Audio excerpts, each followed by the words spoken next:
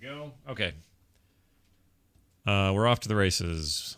Tape is rolling, and it begins in 3, 2, 1. Presenting a new exciting radio program featuring the thrilling adventures of ComicDorks. Thrilling adventure, intense excitement, pounding action, and spine-tingling mystery.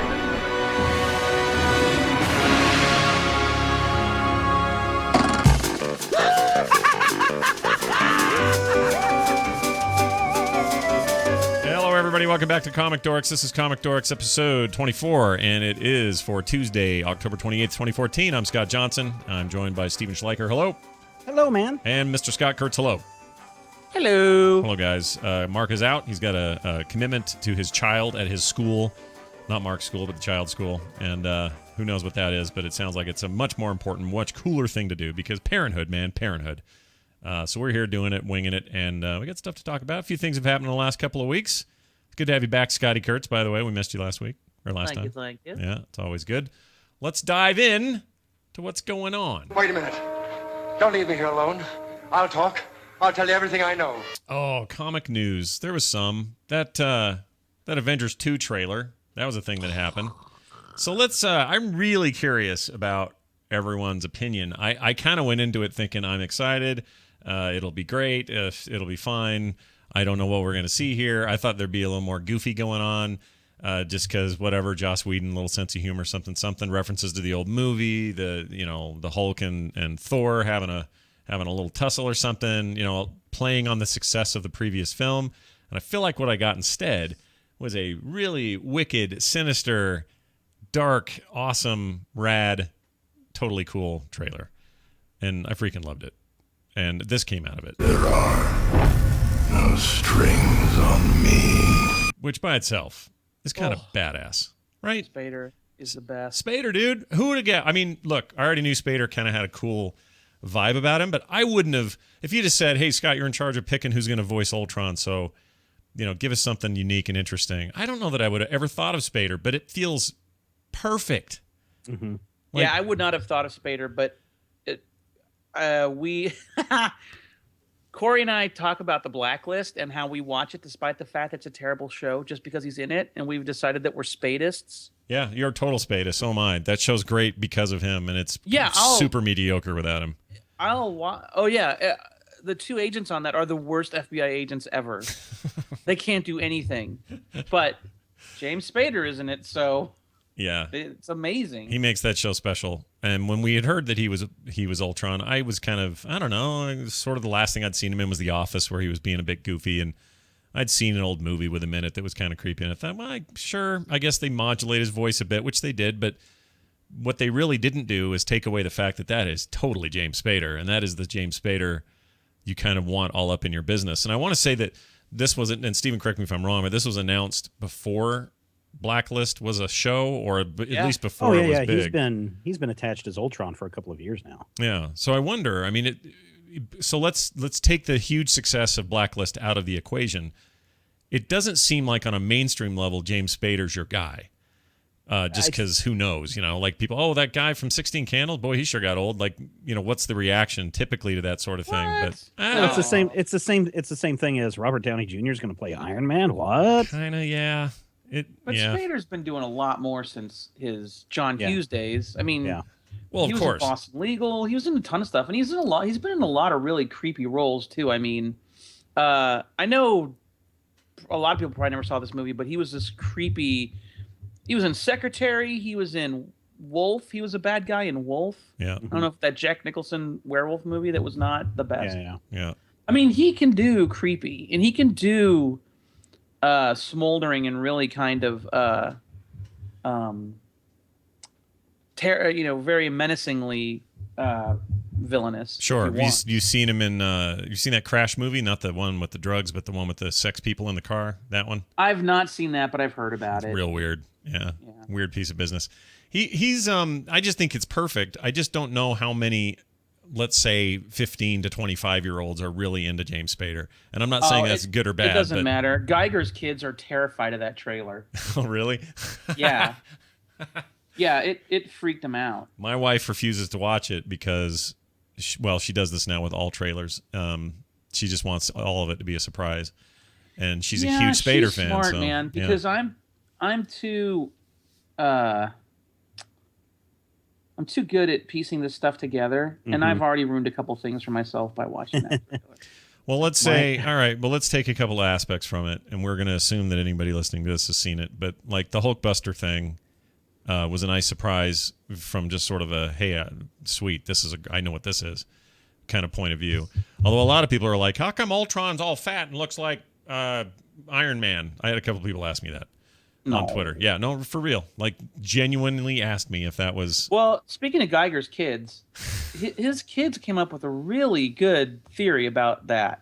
Because everyone's like, why would the Hulk suddenly be on a rampage? And his kid's like, well, if Ultron starts in the movie universe, if he's from Stark's armor, if he's an offshoot of Jarvis, how do we know that the Hulkbuster armor didn't get taken over by Ultron? How do we know that's not true. Ultron? Oh yeah, that's a good Way point. to spoil it for me, Kurtz. Yeah. Yeah, see, I my- think about it way too much now. My 3-year-old and my 7-year-old went nuts when they saw this trailer. My 7-year-old, Mason, he wanted to see it, but my youngest was just walking through the room. And as soon as it came up, he saw the Hulkbuster armor and the Hulk, and he's just like, oh my God, it's the Hulkbuster armor.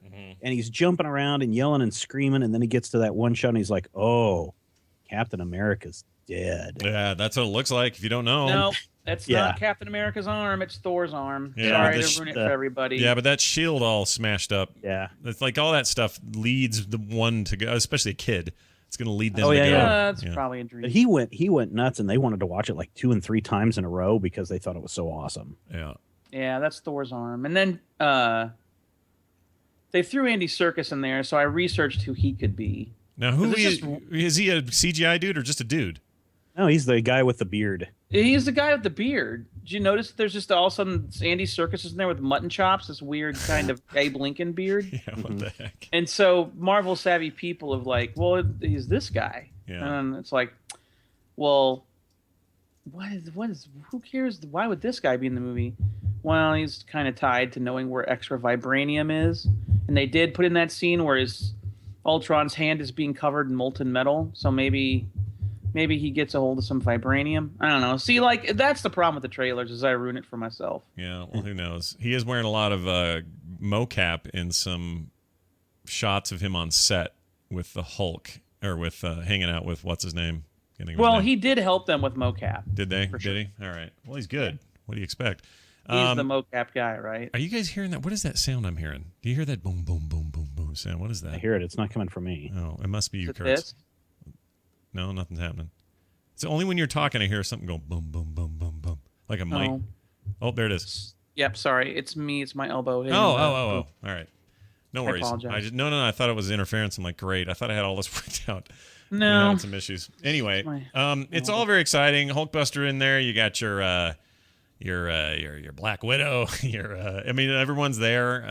They didn't show anything to do with who was it? Vision. Is that who I'm thinking Yeah, of? he was Yeah. absent from the trailer. Yeah, none of that. There was also what was the other surprise or thing I was surprised by?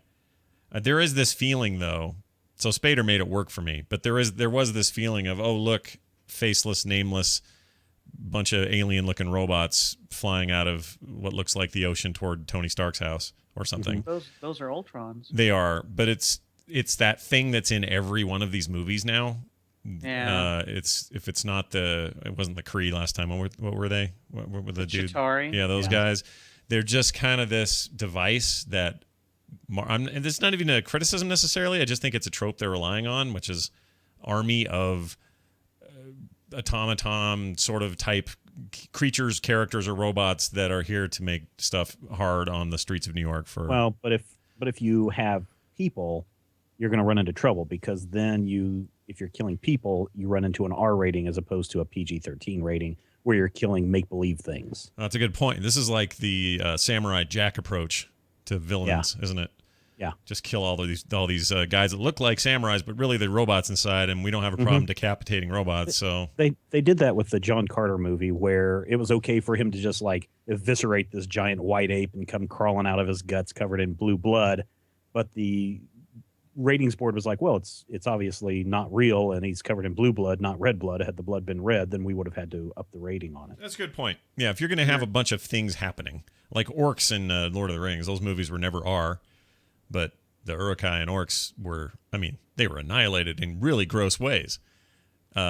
And I'd argue that was even more more humanoid than the stuff we're seeing in these games, or these games. Mm-hmm. They're almost like games, but in these movies. So I don't know. It's just an interesting part of this, but yeah, I'm not finding anything I'm not excited about. It's probably, my wife's the smart one. She avoids these big spoilers for movies. She won't go near anything Interstellar related for the same reason, because she just doesn't want any of that stuff ahead of time. We'll go to movies. This is us in a theater.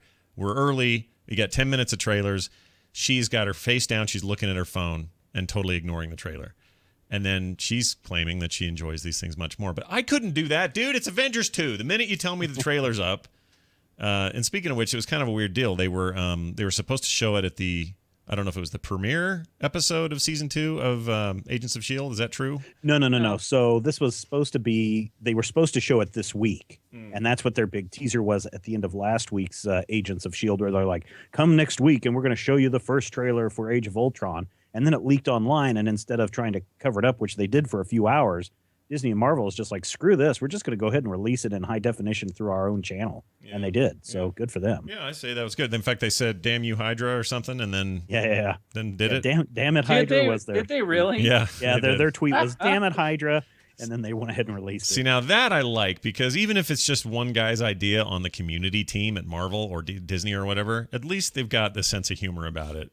When His things name get is all Philip Hydra, and he's been arrested for exactly for copyright infringement. He's been fired. It's really sad. But that whole, to not be so uptight that they can't just go, well, all right, something got leaked, and the leak supposedly came through international, trailer something. So probably not somebody there in Disney headquarters screwing around or whatever. But it's nice to see this giant draconian corporation can kind of have a sense of humor, at least on the fringes.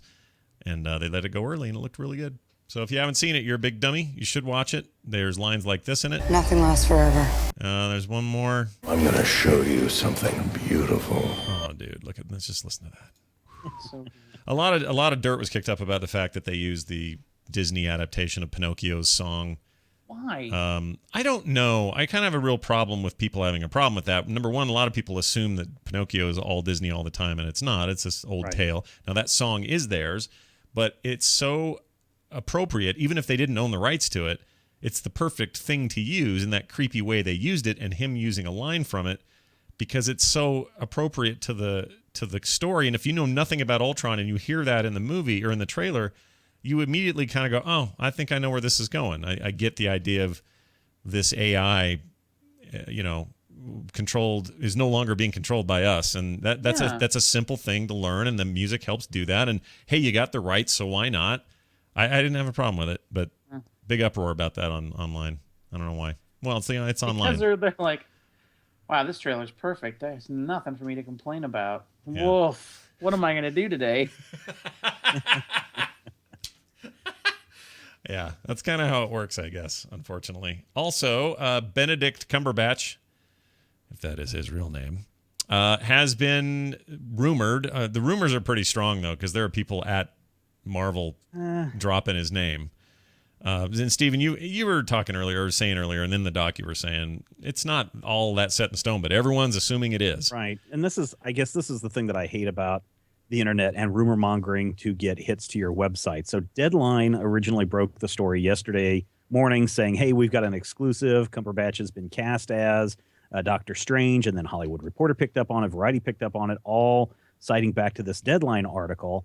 Then, every other comic book website jumped on this. Everybody was talking about it. And then Deadline went back and changed the article without using strike-throughs or citing that they changed it.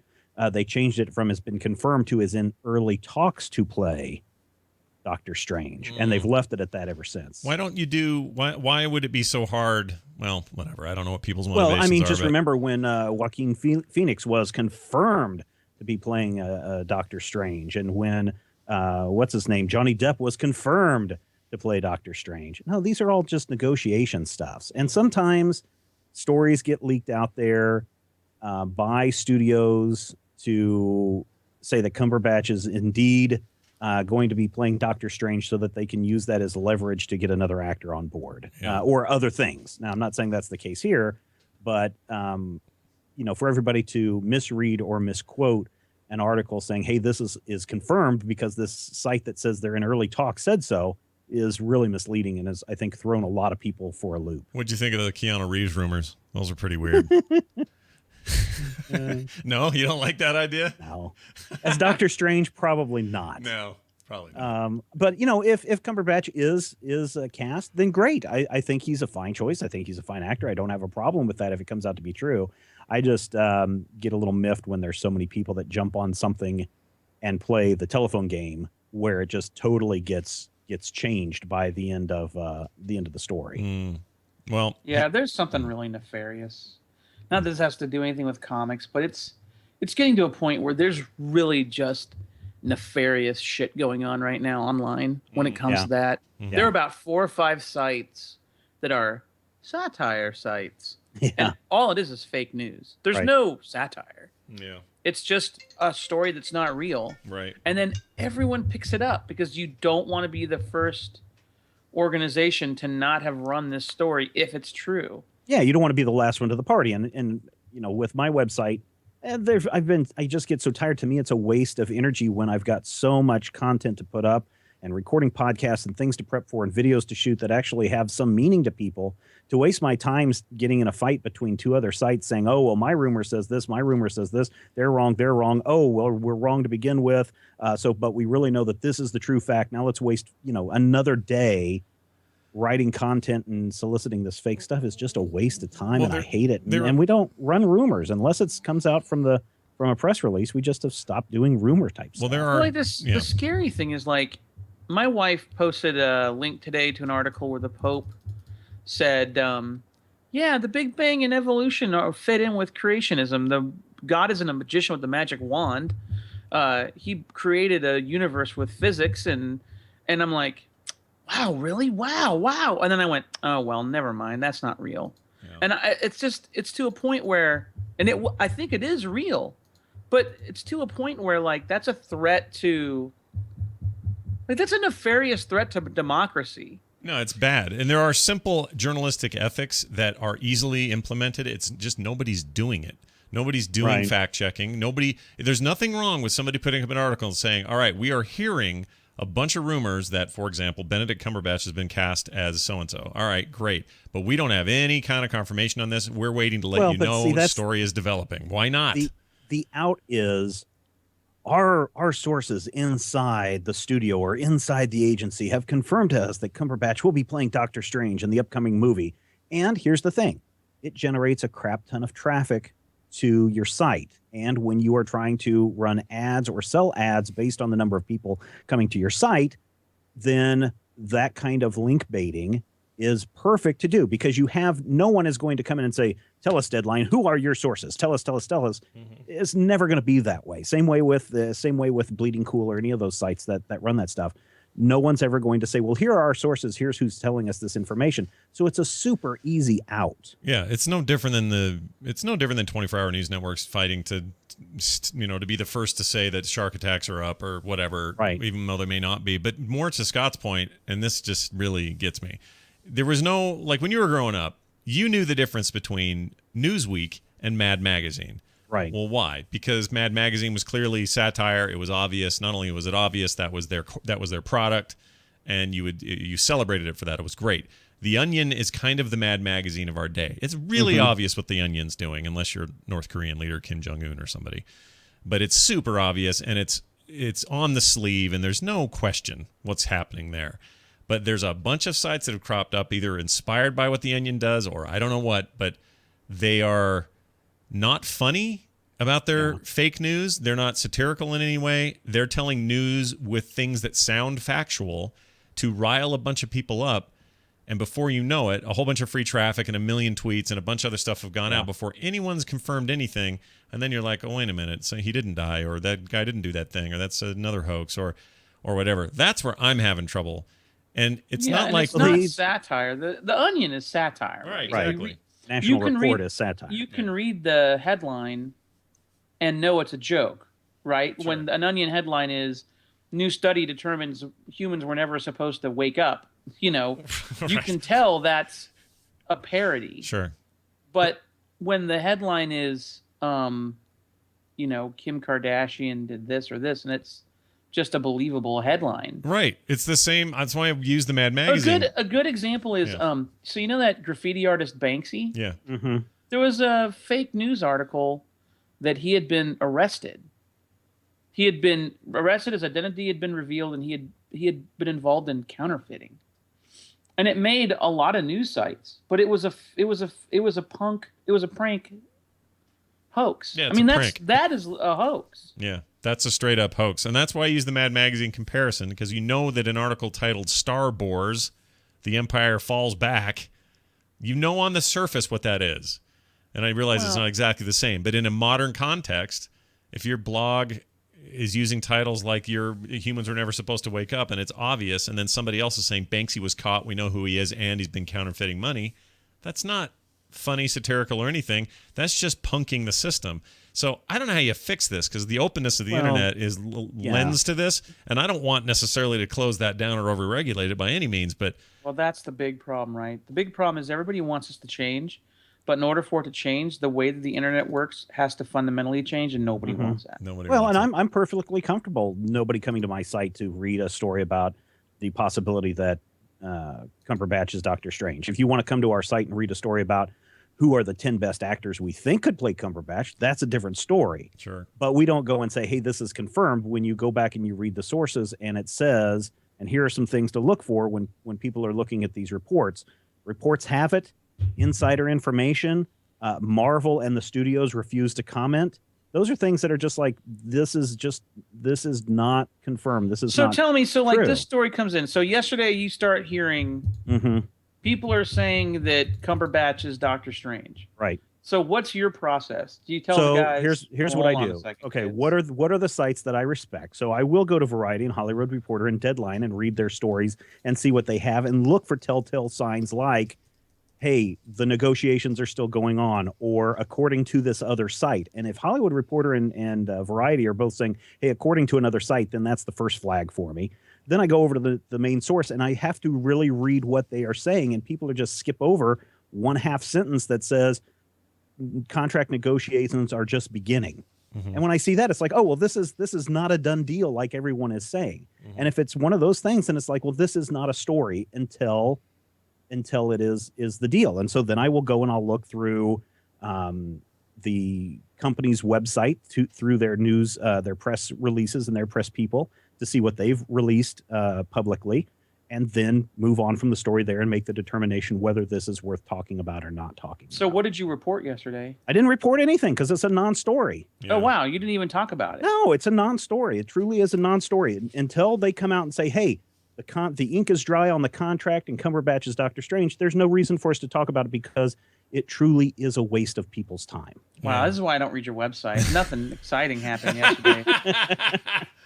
So what happens? Let me ask you this, Kurtz. You don't come to my website and you say, well, Steven Schleicher. No. I'm just saying this. What is your reaction then? No, but this is a serious question, though. What is your reaction then when you go to a website that you love? I don't care whatever the website is. And you suddenly find out that this whole week of them reporting that Cumberbatch is Doctor Strange suddenly turns out to be not happening because there were no negotiations going on or they couldn't finalize a contract or whatever else. You feel somewhat cheated that you've spent all this time speculating and grinding your teeth or jumping up and down. I know on your Twitter you said you're excited about Cumberbatch being Doctor Strange. I thought it was true because everyone was saying it was true, and it may very well be true. It looks like a Paul Smith drawing already. Like I was a little on. The thing is, like at this point, I trust Feige, right? The only thing someone could say to me that would make me go, oh boy, I don't know about this, is Kevin Feige has left as showrunner of these movies. Right. Really, that's the only thing that could scare me. But he hasn't made any public comments either about this is confirmed. No, this is happening. I wasn't too. I mean, I think again, I personally don't know how Joaquin Phoenix would have been a good Doctor Strange, but I would never question the guys at Marvel, right? Like, I mean, I want to see. It's not my job to cast movies, and I trust them, right? Like, I really do trust them. I trust their vision. They've earned it. So yeah, they really have. They literally have earned it. So if they say, we really think Joaquin Phoenix is going to be the best Doctor Strange, all right then, show me, and I'll be first in line. It's not who I would have chosen, but yeah, show me. The interesting thing to me is that we went on a little vacation. We took a little weekend trip to this island off the Puget Sound here. It's called Whidbey Island. We rented a little beach house. That looked amazing. Those pictures were amazing. Jeez. Yeah, and it seems like, I know I gave the impression that we spent a ton of money. We really didn't. It was as cheap, if not cheaper, than just a hotel room. It's just this little island, Anyway, I completely unplugged. Like, I completely unplugged. I didn't read Twitter. I didn't read Facebook. I had my phone set to Do Not Disturb, except for my brother's phone number, because I figured if something bad happened to Dad, he'd call me. And when I got back, I thought, oh, man, I'm going to have so much news to catch up on. And I had nothing to catch up on. Nothing. Yeah. Nothing. And it just kind of, and it's not, again, I don't want anyone to think I'm crapping on people, because I think it's just human nature. But what's happened is all of these websites, present company excluded because you don't operate this way, but all of these websites have gotten us on this cycle of lying to us that things are happening, that there's exciting things going on to talk about, and there's just not.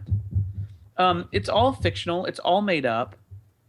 What isn't is often boring. Not boring, but that isn't the kind of eye-catching Well, I mean, stuff. it's not the salacious. It's not the what's the word I'm looking for? It's not the exciting stuff. I mean, and oftentimes every day doesn't have to be the most exciting day in the world. Yeah. Yeah, but they want you to think that, and that's how they drive traffic, and it's this weird cycle. It's really, really pretty weird. And I had a similar experience with this sort of shutting down not long ago for a full day, which is kind of rare for me.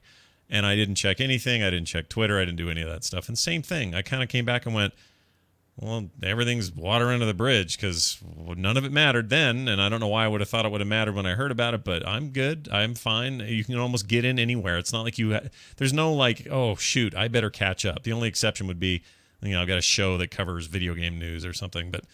But I like being plugged in. I really do. And what's really interesting is that when I work ahead on PvP, I can be a week ahead, 2 weeks ahead, and I'll miss strips that are done because I forget where I am. I'm not plugged in, as opposed to if I'm drawing them the day before, they're always up on time. Right. But when I'm like 2 weeks ahead, I'll forget that this was the day where I didn't actually upload anything, or oh yeah, that's done, but I forgot to save a web ready version. I lose track of where I am. Sure. And so, I mean, I understand wanting to be plugged in. I understand wanting to know what's going on. But here's the rule of thumb, and everyone listening to this should really, really, really, really take this to heart. If you go to a website and you're not paying for a product, you're the product. Right. That's a good point. Okay? So, if you come to PvP and you read the strip and it didn't cost you anything, you were the product. Right? You made me money today by looking at the website. And it's not as nefarious as a prank news thing. But what I'm saying is, like, Facebook and all these social media things, like, it really is the Matrix. It's halfway between 1984 and the Matrix, right? And it's not the government, it's corporations, which might as well be the government at this point. But they really have gotten us, like, read the book 1984. They've got us doing the dumb speak. They've taken away all of our words. We've voluntarily given them up to talk in memes. Yeah. It's all fake information, right? Like, we're just caught in this virtual loop of not anything real. Yeah. We caught the end of 3 Men and a Baby on TV yesterday. And it's the end of the movie where, spoiler alert, Yeah. they've come to like having a baby. Yeah. 3 bachelors. And the mom takes the baby and is going to take the baby to England. And she gets in the cab, no car seat, just gets in the back of the cab with a baby. And I'm like, oh, wow, no car seat. And Angie's like, yeah, back then it didn't need to. And so she's like, don't worry, I'll stay in touch. And then they go, please, please. And she goes, all right. And I'm like, right? Like, why isn't she texting from the car? You know what I mean? Like, and I turned to Angie and I said, oh boy, here's where I'm old. Yeah. Like, we've lost. I kind of missed. Like, it's okay that she can't text from the cab. Yeah. Yeah. That's a good way to remind yourself that when you watch a lot of movies whose entire plot is sewn up if they just had a phone. Yep. They could just solve everything, all their problems if they just have a phone. Yeah, that's why you kids, when you're watching a movie, when someone goes, oh God, no cell reception. Yeah. That has to be written into every movie now. It's the equivalent of I can't find a phone booth. Yeah, it sucks. All right, well, that's how we feel about all that. Anyway, what the hell? Old men. Here's a story. Yeah, here's a story that's true. Warner Brothers announced a big superhero movie slate. We've talked about kind of pieces of this before, and there have been some estimates of what's going on, but this is official, is it not, Stephen? Oh, no, this is totally official. This is Warner Brothers standing up in front of their shareholders or whoever and saying, hey, here are our next, 7 or 9 DC-related superhero movies. And they lay them all out between now and 2020, essentially, of what's coming down the pipe. And it's confirmed. And again, when this kind of goes back to what we were just talking about, Jason Momoa has been rumored to be playing Aquaman for a long, long time, sends out teasers every once in a while, won't confirm. Same way with Dwayne Johnson talking about his role in Shazam. They tease these things without really coming out and saying it. This is Warner Brothers coming out and saying Jason Momoa is going to be Aquaman. Dwayne Johnson is going to be Black Adam in the movie Shazam. Here's who we've got coming up in these other movies, and here's what the titles are of these movies. So I think that it's really kind of cool when they come out and say that. So you got Dawn of Justice, the Batman v Superman, Suicide Squad, who was referenced a lot in an old episode of season 2 episode of Arrow I was watching last night with Kim. Wonder Woman, let's see, Justice League Part 1, The Flash, Aquaman, Shazam, Justice League Part 2. This is all the way in 2019, by the way. Cyborg in 2020. Confirmed that Ray Fisher's in there, and he will be in that Justice League thing as well. Yeah, I assume Part 1 and 2. I don't know if it's just Part 2. It's interesting because when you look at Justice League Part 1, it says it's being directed by Zack Snyder, Ben Affleck, Henry Cavill, and Amy Adams reprising their roles. They don't say Gal Gadot will be reprising her role. They don't say that, Ezra Miller will be playing the Flash. So that's the weirdest thing right there. Yeah, that's pretty strange. Also, Green Lantern, they're waiting all the way until the lonely days of 2020 when mankind has been wiped from the earth so that they can reboot that thing and not have us all remember the crappy one. So that's an interesting lineup. Anyone else think it's really shitty? What, that movie? No, but that hey, congratulations. Good news, everyone. There's going to be a Flash movie. Oh, awesome. The TV show is great. Yeah, no, it's not him. Yeah, it is a little bit that way. What's up with that? I mean, if the show sucked or was totally off track in terms of sticking to the character or whatever, then people would probably be fine with it being a different thing. But I feel like DC's losing out. It's kind of like saying, I don't know, if Agents of S.H.I.E.L.D., which is, this modern day telling that's happening concurrently with their films, if that thing was not doing that and was doing like Smallville did, well, then nobody would probably care as much. But because this Flash seems to be pretty flashy, he's Flash, and it's pretty hardcore and it's good and people really like it. It's their best debuting and stick around show they've had on the CW. You'd think that they would want to run with that. It's weird to me. There's a disconnect at WB, I think. Don't you think? Did you intend that pun? No, I didn't. Did I? Maybe I did. Run with it. Run with it, flashy. See? Look at me with the dumb puns. Yeah. Warner Brothers movie is quite a bit different than Warner Brothers television production that does stuff for CW or whoever that they're doing stuff for. Fox, and they have created 2 very distinct universes, one that's a movie universe and one that's a television universe, which, again, I don't necessarily agree that the 2 should be separate. I think what's going on in The Flash right now on the TV show is phenomenal. I think it's a great way to use it as a jumping off point to get people to go see the movies, because now you've got villains cast. You can introduce some really crazy things in this TV universe that they have, whether that be Constantine or whether that be the Flash or Arrow or whoever, where there's all this infinite amount of possibilities. And there's more people watching the Flash TV series every week that you could use that as that feeder into the movies. Now, the interesting thing was, and I think I'm going to probably got the person wrong, but I'm pretty sure Jeff Johns, somebody over at that was Jeff Johns, yes. Yeah, said, hey, man, even though these are separate universes, there's nothing that says that these two won't cross over at some point. Sure. Why or not? Could cross over. Or we want to keep that possibility open. And considering that DC Comics, way back in the 50s and 60s, built their world on the fact that there are multiple parallel universes out there, wouldn't surprise me if they've got that card up their sleeve just waiting for it to be pulled out. Yeah, and you had a theory on TMS on Monday about the TV show Flash and the fact that the dad is the old Flash from the 1990 show that lasted 3 seasons.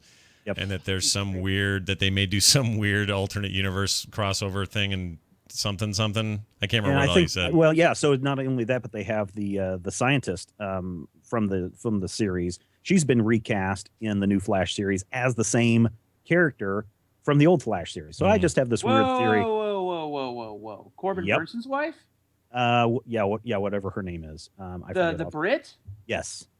Same lady. She has been cast in the new series, playing the exact same character, or the character with the same name, a Star Labs scientist, from the original 90s series. Dude, I have the DVD right here I'm looking at it.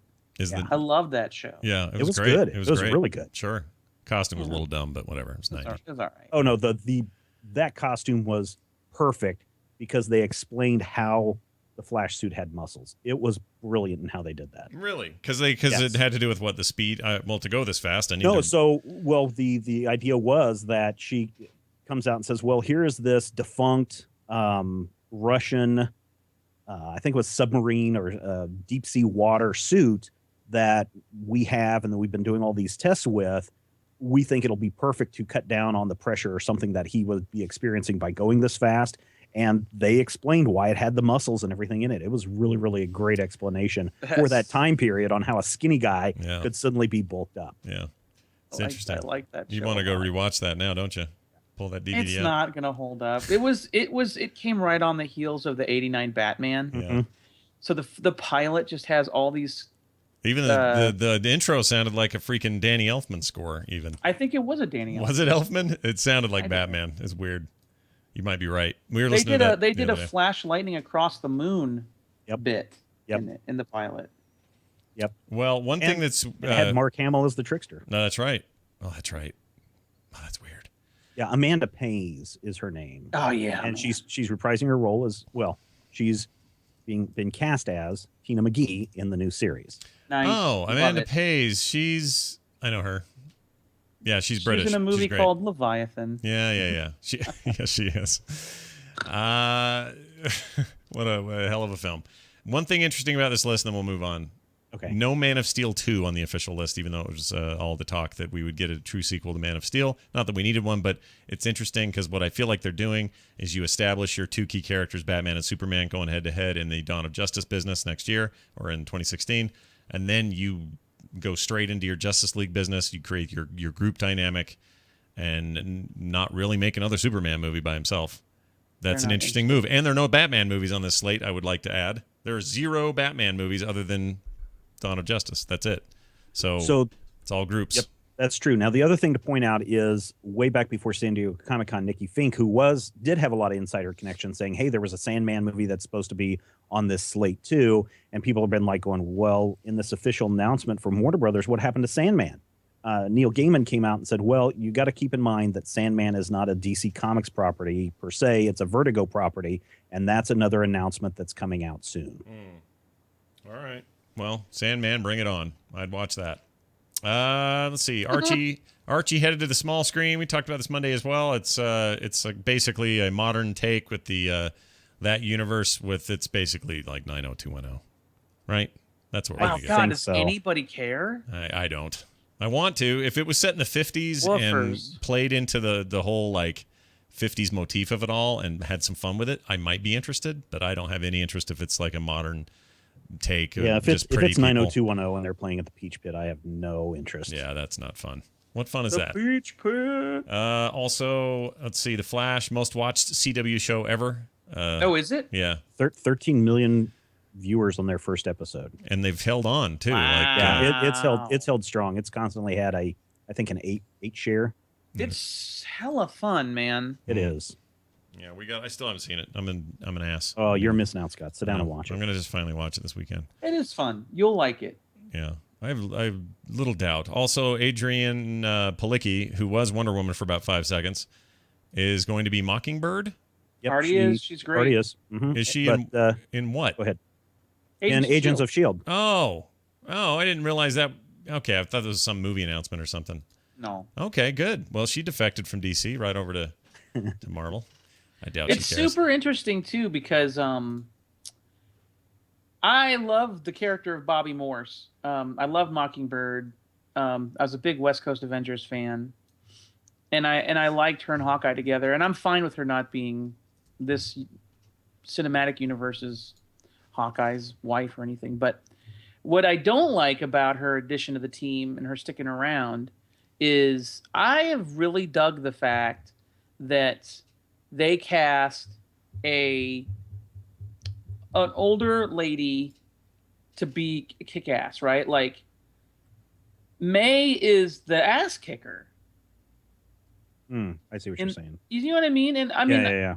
I'm not saying she's old by any stretch of the imagination, but very much a lot of Agents of S.H.I.E.L.D. You had Coulson and you had May, which is really interesting casting, and then everyone else was like a CW person, right? Mm-hmm. All super young and pretty, and they all kind of look the same. And it's like, I don't know what they're gonna do with a second kick-ass person.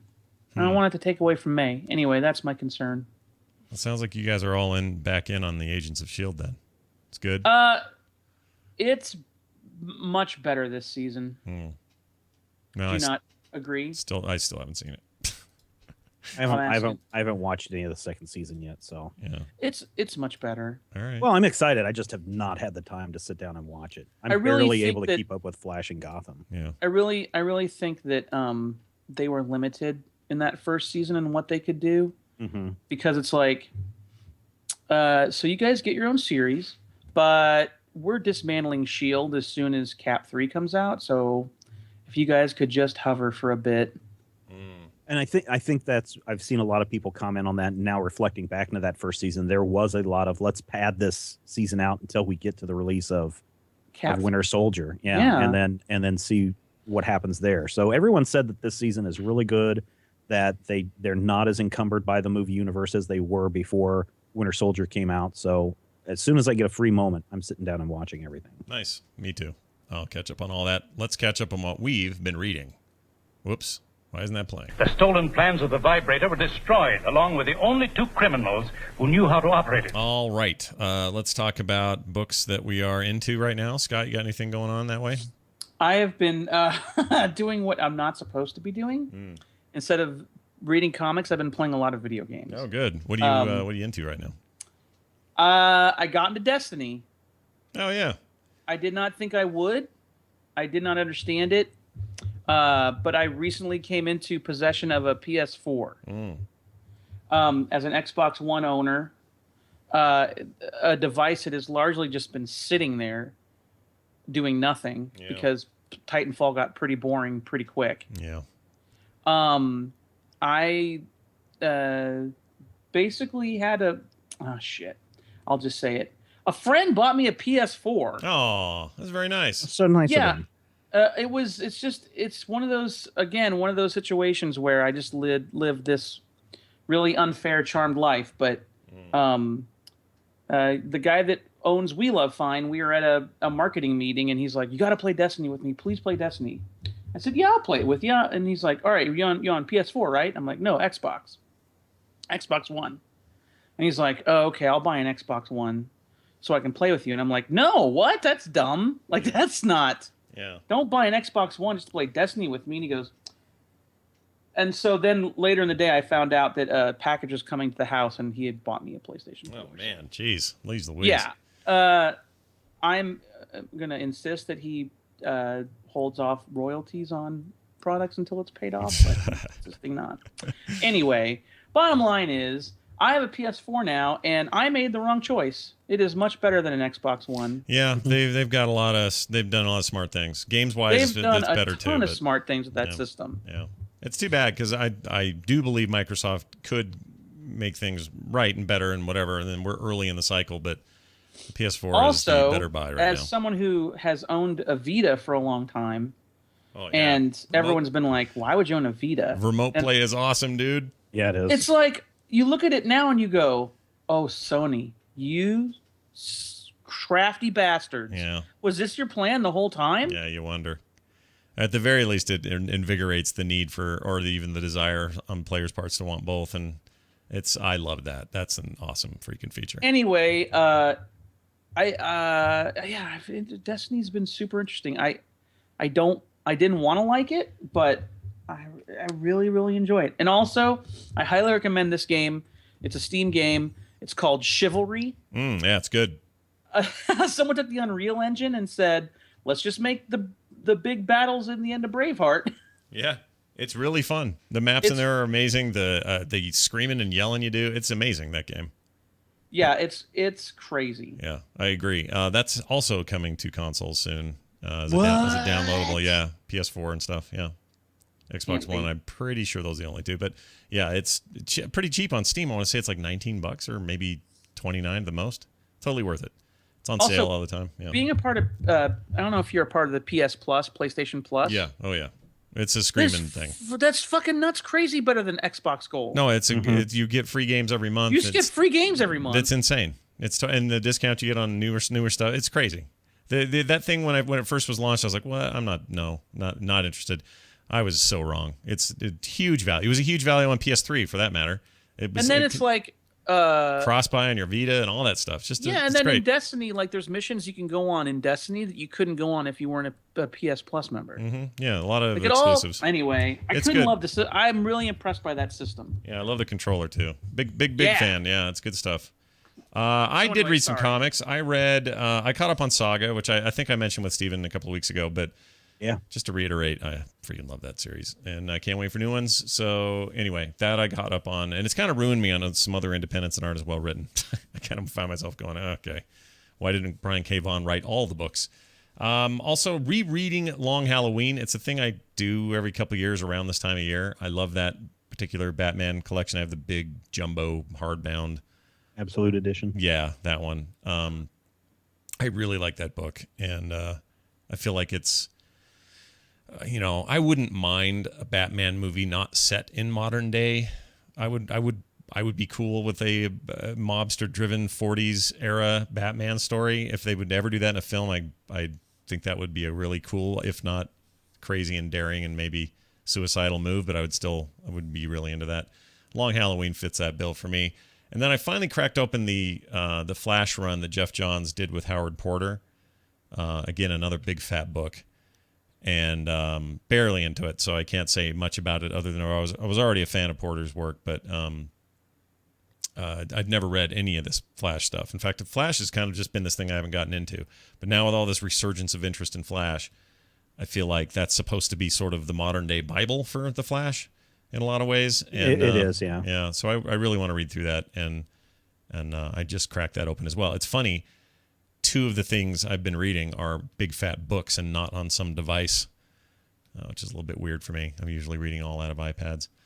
So anyway, that's what I've been up to. All of that stuff is totally worth picking up, and I'll let you know what I think more about the Flash next time we record. Marc isn't here, but he did call in with this review of what's going on in his life. Here you go. So this week I finally got caught up with Revival from Image Comics. I still think it's a great supernatural noir type series, and it's about 24 issues in, so it's really easy to catch up. Now, all of you probably know at this point that I'm a fan of Chew, also an Image book, and recently they released a Chew Revival crossover. The story is almost secondary to the novelty of seeing the characters from one book drawn up and also written in the style of another book. Because the cover was Chew, I assumed the book was going to be entirely from a Chew perspective, but about halfway through the book they switch it off and it becomes a Revival book featuring Chew. I actually enjoyed the Chew version of the story a little bit better because it features all the characters that you'd expect to see from both books. And given the weirdness of most Chew stories, the Revival story fits right within the Chew world. It is actually pretty neat. But the Revival story was a little bit tamer and really only features Tony Chew himself. His partner, Agent Colby, is sort of a cyborg. He's got kind of a half a robot face. He's conspicuously missing. So I'm guessing it might be just a little bit too odd for the world of Revival. Overall, the stories were fun. It was great seeing two of my current favorite stories meshing together. The book was labeled #1, so I'm expecting it to be an ongoing series, hopefully, and I can't wait to read more, so check it out, the Chew Revival crossover from Image Comics. Nice. Thank you, Mark, for sending that in, and good luck at the school today, because I know that can be a petri dish of diseases, so good luck. Steven. Yes, sir. I almost bought Gotham Central just based on you telling everybody to read it, but man, how's that going? Just I mean, it's weird to think about, but it's a police procedural in comic book form set in Gotham City that rarely features Batman. It does feature some of the villains occasionally, but it is pure character-driven drama. Greg Rucka, Ed Brubaker working on the series, just fantastic. This is the thing. If you read Gotham Central, you're going to end up hating the Gotham television show. Yeah. And that's you will. Because it's like there is a template, there is a Bible that's already written with all of your stories and everything that you need and all of your characters and character development. You just need to turn that into a TV show, and they didn't do it.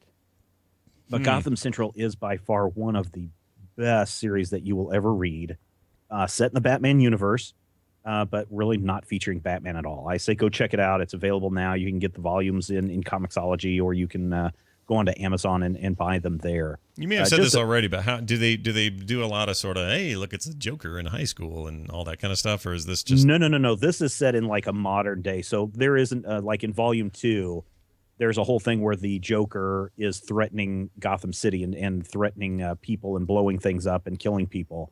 And it's all the detective work trying to go and track down where his next crime is going to happen and who the next person is going to be.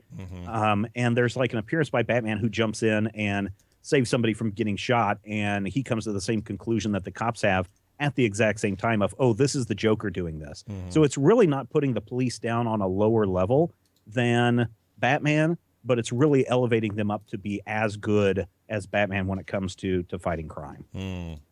So it's definitely not young Batman. I mean, this has got Renee Montoya. This is at the very end of the Harvey Bullock era. This is all during right around the end of Contagion and Cataclysm events from DC Comics. So Harvey Bullock is on the way out.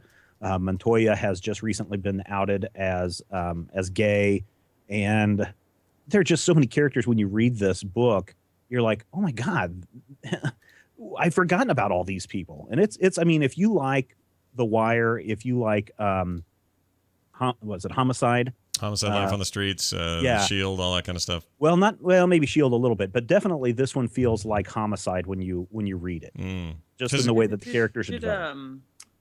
Did any of you watch Batman Gotham Knight, that animated movie? Yes. It was all the short stories. Oh, yeah, I did. Yeah. They had a little Gotham Central in that, too. Yeah, they did. Oh, I remember that. Oh, so that's all pulled from this. Yes. Oh, so I loved that. Dude, that was a great. That one at the end where Alfred says, "Give me your hands," and he's holding all the guns. Yeah, amazing. That's so good. They're so good at that stuff. That's the thing they've never. Yeah. No one can dispute their direct-to-DVD freaking work. Yeah, that's really good. So I stumbled across something the other day, real quick. You're a little bit there about the plans for the vibrator. Yeah. Up on Vimeo right now, I stumbled across this. Someone has posted the original Captain America cereal. Oh, that's where I got that comes yeah. from. Yeah. I got it just from there was some clip on YouTube, and they may even have full episodes too. But that's awesome, really. I would this is totally like watch it. 14 chapters or something like that is up on video. I think somebody just ripped it and posted it. Yeah. But if you can get up to Vimeo and find the Captain America serial, it's worth watching. Just in the Tune intro. sheer cheesiness, but it's also a serial. But you also, if you put it in the mindset of the time, it's really kind of interesting. Well, here's a taste of that intro. I don't know if this is gonna be very loud. Or When not. Captain America throws his mighty shield, all those who chose to oppose his shield must yield. All those who chose to oppose him must yield. No. Yeah. Oh, sorry. All those who chose to oppose his shield must yield. That's amazing. Yeah. It's amazing. The worst one was the Hulk. Yeah, the Hulk's real bad.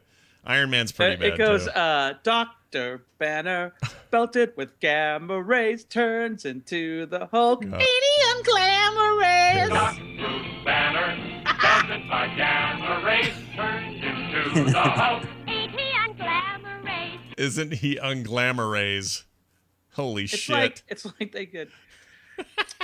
Hey, get that cutie from accounting in here to sing this part. That's just terrible. Yeah, good stuff. All right, good recommendations, man. I'm just gonna finally read Gotham Central. Enough of this gallivanting around. I gotta just get the damn thing. it. How many issues? Yeah, What are we really at? How many volumes? Oh, I think there's 4 volumes total. I think it went like 40 plus issues. Okay, so I want to say it's somewhere around there. and they're digitally probably what, like 15? Oh yeah, they're all digital in there. And like I think they're $15 like or $10. 12, $15. Yeah. Yeah, okay, that's worth it. I'll get it. That's gonna do it for us. That's some good recommendations, some good stuff, and we are done. Mr. Kurtz, anything happening in your world people should be paying attention to right now? We got some cool stuff happening in the product area. What? I got some cool new things on sale. Okay. Of course, you can read PvP at pvponline.com and Table Titans at tabletitans.com, but we have come out with our Beholder dice bag. So it's a dice bag that is actually a beholder with 10 eye stalks, and 2 of the eye stalks pull to close the bag. It's a product we've made in partnership with Dungeons and Dragons. It's on sale now at We Love Fine. And then for those of you who supported our Table Titans Kickstarter but did not back at a level that got you the Val vinyl figure, we're going to be selling that via We Love Fine for people who wanted to just buy it, because that was easier than doing Kickstarter add-ons, which is never ask a Kickstarter runner to put add-ons because it's just a mess. It's a pain in the butt, you know. But you will be able to buy it. Now, if you backed the vinyl as a Kickstarter, you get extra pieces that you don't get if you just buy it. So you're still special.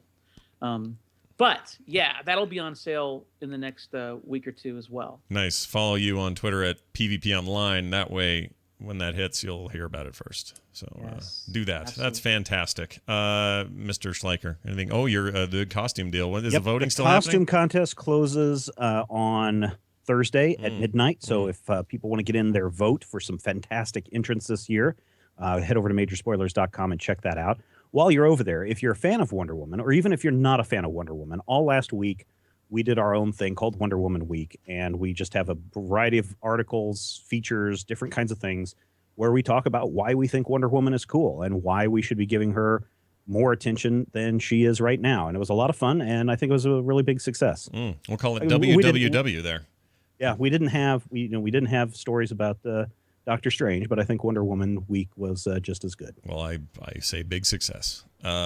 Also, real quick, if you are going to BlizzCon, the Blizzard Entertainment Convention, which happens not this weekend, but the weekend following, look for me. I'll be there. It'll be a live episode of The Instance. We have a guild hall in the Hilton. I will be all over the place. We'll be doing other live shows and things in that same space. And the whole reason I go to this thing is to hang out and meet up with people. So please do not be shy. Also, Steve Hamaker, colorist for Table Titans, will be there hanging out. It'll be fun to he and I finally meet. It's been forever. He's really pumped. He's super He's excited. stoked. He loves it. That's Disneyland for him. He loves it. He just bought a house. Oh, well, there you go. Good for him, too. All that Table Titans money, man. We're all buying houses. Anyway, we'll be there. Looking forward to it. Anaheim, a week and a half from now. And everything else that's going on, you can find over at frogpants.com. Our website is is comicdorks.com. Please go check that out. And email us, comicdorks@gmail.com. Always happy to get your emails. On Twitter, we are at comicdorks. PvP Online for Scott, Scott Johnson for me, and major spoilers for Steven over there. ComicDorks shirts at /loot.com. More from us and from the network at frogpants.com. It's going to do it for us. See you guys next time.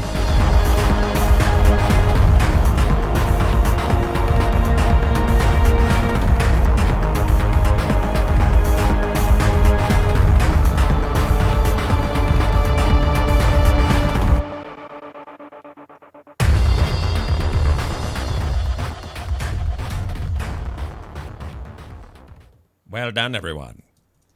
Thank y'all. Well done. Very fun. Yeah, it was fun. I'm glad we got to do it. I'm glad everybody Jealous was here. I didn't get to go. I can't go to BlizzCon this year. It sucks. Oh, that does suck. It'd been a great place to see you. And we have the best hangout space. Like this guild hall we do every year that the guild does is just so awesome for like, I've been walking the con floor. I just need to chill in and hang out and talk to people and play board games and stuff. And it would have been. It was really interesting. We had a friend or two from our very first year of playing WoW sent an email out to the old gang and said, I missed that. Let's all start level 1s again. And I'm like, really? Well, how about level 90s? So like, all right, we'll do it 2 days a week. Yeah. And we got on and started playing level 1 characters, which, God, who wants to start a level 1 character in WoW anymore? Nobody. That's why they have the boosts even, because they know people don't. But no, it was just so much fun to kind of get together with the old group and get on TeamSpeak and catch up. And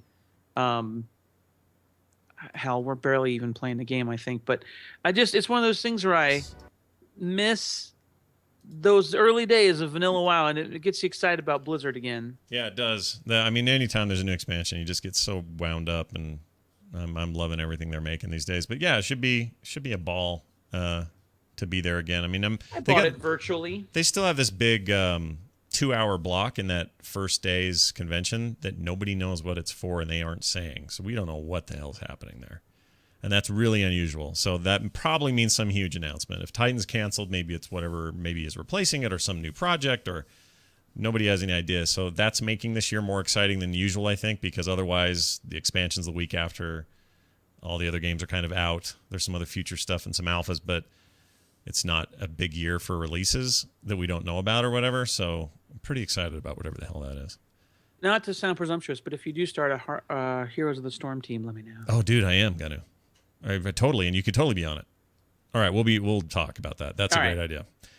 Steven, Scott, have a fantastic day. May all your Christmases be white, and let's do this again 2 weeks from today. Excellent. Bye now, everyone. Bye.